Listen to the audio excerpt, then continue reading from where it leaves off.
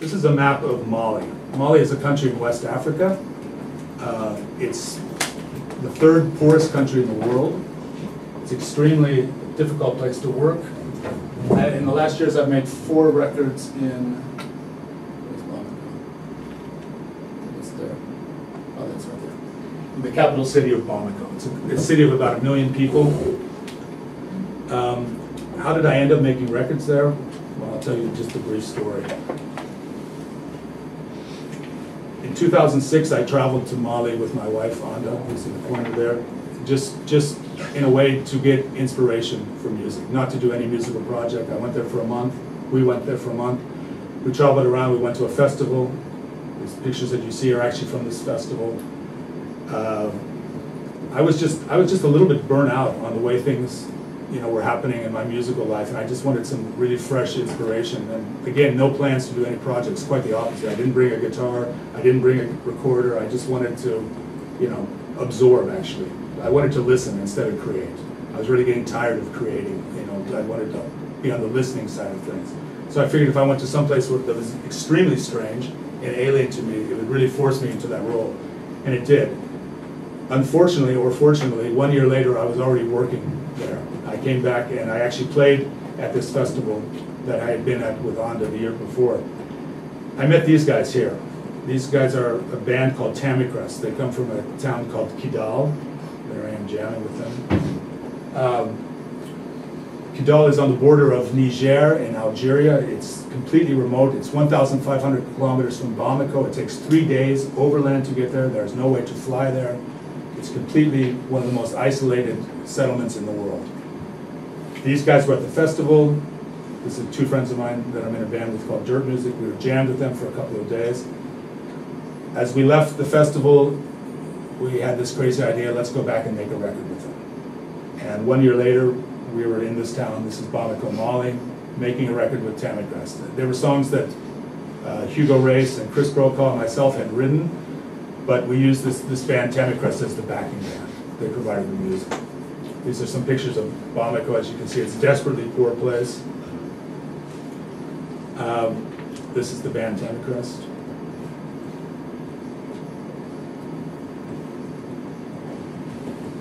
We'll get to that record in a second. From working with them with my other band, Dirt Music, we got the idea that it was time for them to make a record. So I returned 6 months later in the, I guess, summer of 2009 to make a record with this band called Tamicrest. It's much, ironically, it's much easier for me to go to Bamako than it is for them, because they live in this isolated place.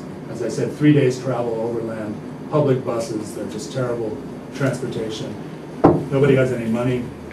But I ended up recording with these guys and making their debut record.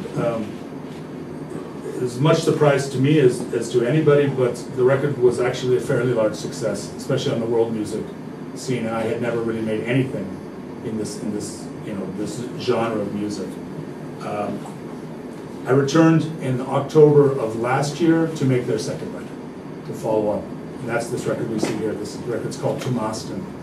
This just came out. Again, fantastic reviews in all the English magazines, Mojo, Uncut, this kind of thing. And they're playing major world music festivals all summer. I mean, it's really just a strange story that I met these guys in the middle of nowhere, and now things are actually clicking. What this has to do with what we've talked about before, dub music, is I think there are places where all of this collides. And when you're making a record in Mali, and specifically with Tamicrest, there were at least 3 things I had to really think about. The first one is that we were dealing with extremely limited studio resources. In Bamako, the studio, when I first went there, I made 4 records there in all now. When I first went there, the studio was basically falling apart. The third time I was there, it was completely falling apart. I mean, we had a broken Soundcraft desk that didn't work. None of the microphones. I brought 3 microphones. This was the only functional mics we really had. It took me 8 guitar amps, and I'm talking like I went to the most famous musicians in Mali just to find a guitar amp that worked. Marshalls came, Marshalls went. I remember finally this one Marshall came. It sounded great. I turned it on. I was in love with it. I was like, this is it. It the sound just faded. So it's like a slow fade, you know, like a 20-second fade, and then nothing. I'm like, come on, cable, changed everything, turned it back on. Okay, there it is, thank God. Just fades again. So that one was out. In the end, I ended up with two. Still to this day, I don't know what these amps were, completely no-name amps, and they sound like that. So, you know, in that situation, who do I think of? I think of King Tubby and Lee Scratch Perry. You know, celebrate your limitations. You know, if it's going to be raw, you embrace the rawness. I mean, I can't make it sound any better than the source material that I have. I thought even, okay, I can use, you know, one of these guitar rigs, digital guitar rigs to do a DI. They didn't even have a functional DI. So that was even, you know, eliminated from my resources.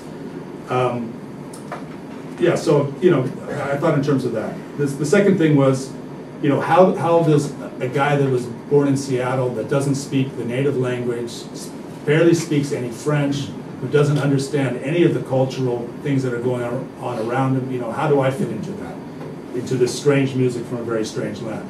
Well, in that respect, I thought, you know, in terms of Eno and Byrne and what they did in the early 80s with Remain in Light, with My Life in the Bush of Ghosts. It's, again, you know, you can't put your feet into their culture. You can't become them. You can't go native. You can't pretend that. That's pretentious as hell, and you don't want to do that. But on the other hand, you have to realize that, you know, there's not so big of divisions, especially amongst musicians.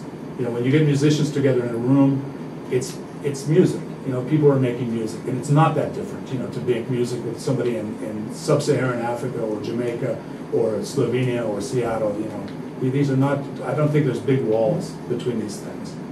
And the third thing was the band wanted to be different than other groups from their region. There's one group that had been fairly well documented from their region, a band called Chinaya Wen. These guys were kind of the young guys coming out, and they wanted new sounds. They wanted new ideas. And that's one of the reasons they came to me, because they didn't want to sound like this band that had already existed. So then I think in terms of these kind of things, you know, what we can do to the songs themselves without, you know, destroying them, without manipulating them beyond recognition, how we can integrate, you know, different ideas. I'll play you one song. Tuareg music is, they're Tuareg people. Tuareg music is based completely on repetition. It's circular. It actually has no changes to speak of. Sometimes there's an A and B part. Sometimes there's only an A part.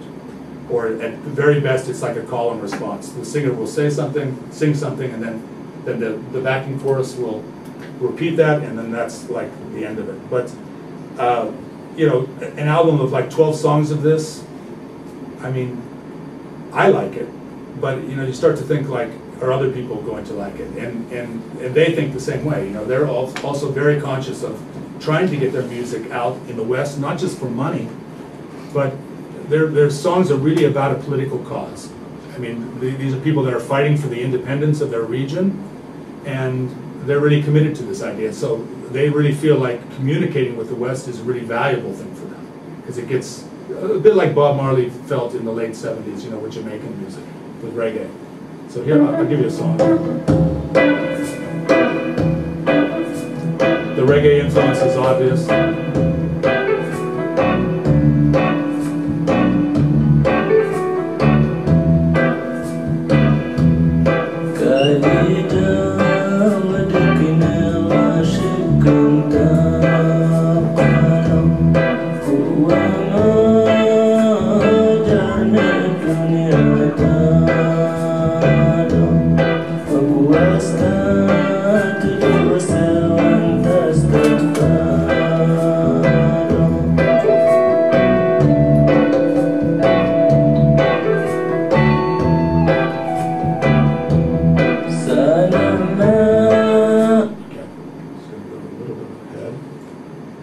So the music tends to cycle much like what we just heard there.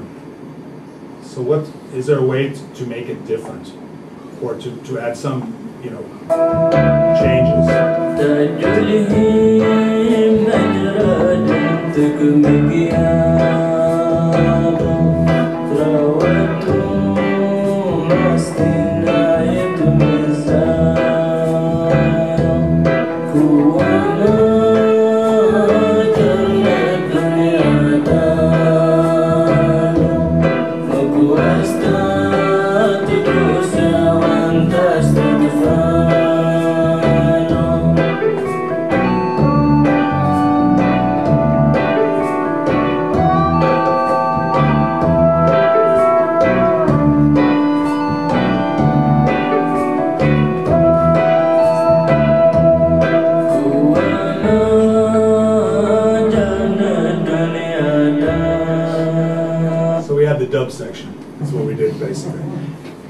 in Tuareg music, this had never been done before. There had never been a song ever recorded and there's maybe at that point 8 or 9 albums that had come out of this region. There had never been a song that actually had a stop in the song.